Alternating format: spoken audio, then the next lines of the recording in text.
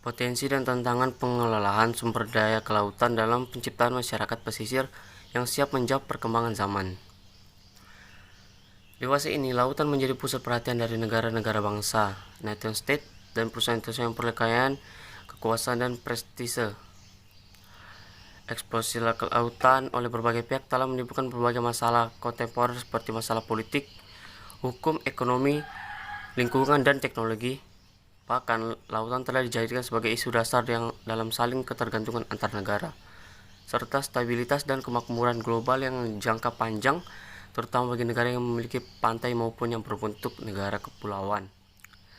Pesisir dan lautan sebagai sebuah potensi. Pembahasan ini mengenai wilayah laut yang tidak akan dapat dipisahkan dengan wilayah pesisir.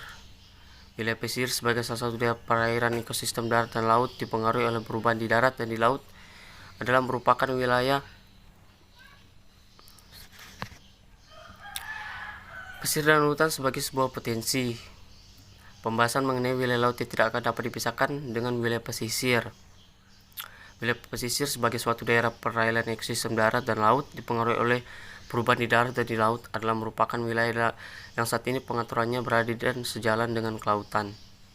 Hal ini dikarenakan pendefinisian wilayah pesisir menurut beberapa pakar, terutama dalam bidang ilmu sosial, berpendapat bahwa wilayah pesisir juga tidak akan dipindahkan dari permasalahan sosial ekonomi masyarakat pesisir.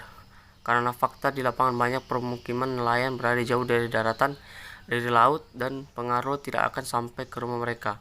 Namun secara langsung kehidupan sehari-hari mereka sangat bergantung dan dipengaruhi oleh laut.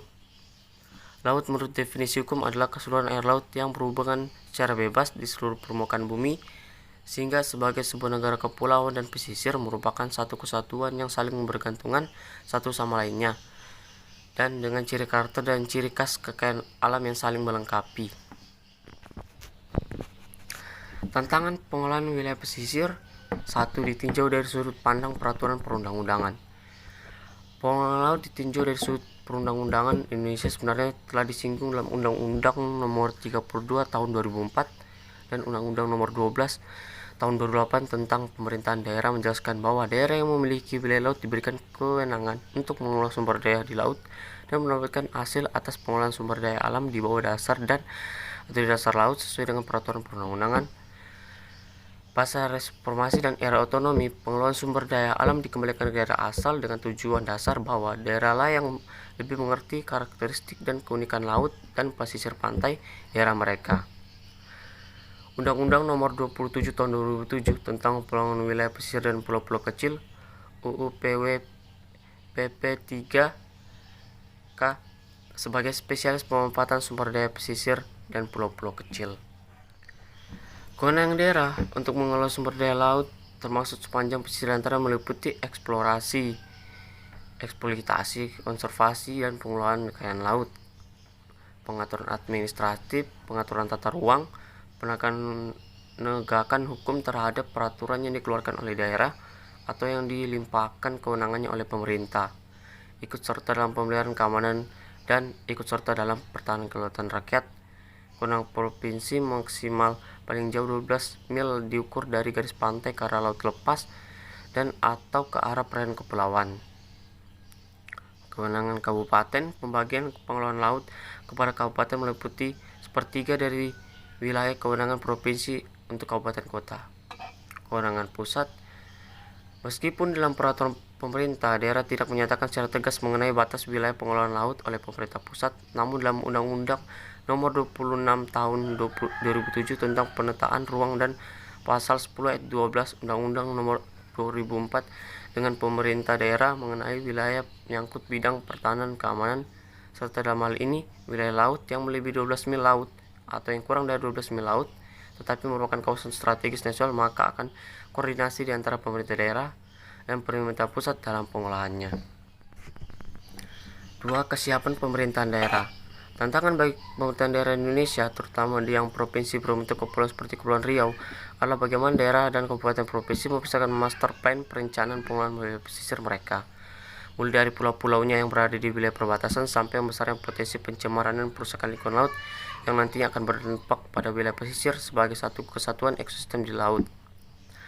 proses yang utama dan pertama dalam pengelolaan wilayah pesisir adalah bagaimana daerah memulai melakukan perencanaan yang sama. Ujung tombak dalam pengelolaan pesisir adalah tahapan perencanaan yang dimulai dari provinsi sampai menjadi perencanaan tingkat nasional. Perencanaan merupakan sebuah koordinasi bagi proses pembangunan kelautan di kemudian hari, karena bila perencanaan pengelolaan kelautan tidak berencana dengan baik, dampaknya akan terasa kemudian hari, di mana masyarakatlah yang akan merasakan dampak yang utama. Kalangan akademi dan lembaga sosial kemasyarakatan. Selain itu, sesuai peraturan perundangan, bila telah diundangkan maka semua masyarakat dianggap tahu. Sedangkan masyarakat yang hidup pesisir banyak yang tidak mengetahui keberadaan peraturan perundangan, bahkan tidak mengetahui program-program yang telah dibuat pemerintah pusat dan daerah untuk mereka. Sehingga antara berbagai macam program yang telah direncanakan dan juga pelaksanaannya dapat dijalankan dengan baik, dengan harapan dapat meminimalisir terjadinya benturan kepentingan pemerintah dan kepentingan masyarakat, bahkan lebih jauh agar dapat terjalin sinergi antara kedua sehingga seluruh kepentingan dapat terwadahi demi kebaikan semua kalangan. Perkembangan ilmu pengetahuan dan teknologi. Pengelolaan wilayah laut tidak akan lepas dari pengetahuan dan teknologi. Bagaimana mungkin masyarakat pesisir, terutama para nelayan, mampu meningkatkan daya tangkap perikanan serta ekosistem laut seperti mangrove dan budidaya terumbu karang. Semua itu memerlukan keahlian dan teknologi dalam proses pelaksanaannya. Selain itu, masyarakat juga mesti cerdas dan tahu potensi pencemaran kerusakan lingkungan pesisir, terutama bagi kawasan-kawasan pesisir yang tercemar dan rusak. Semua memerlukan teknologi dan upaya pemulihan. 5. Bantuan modal. Modal merupakan alasan utama masyarakat pesisir, terutama nelayan tradisional, untuk naik peringkat menjadi nelayan modern yang mampu menggunakan teknologi agar tidak kalah saing dengan nelayan-nelayan di luar negeri. Bantuan modal diharapkan tidak hanya datang dari pemerintah saja, namun mesti bersama-sama dengan dunia usaha. Bila kelima di atas terpenuhi, maka langkah terakhir yang mesti dilaksanakan adalah manajemen pengelolaan yang baik dan benar, di mana semua pihak mampu menjalankan peran dan tugasnya masing-masing, sehingga akan tercipta suatu sistem yang terpadu di antara seluruh unsur-unsur yang terkait.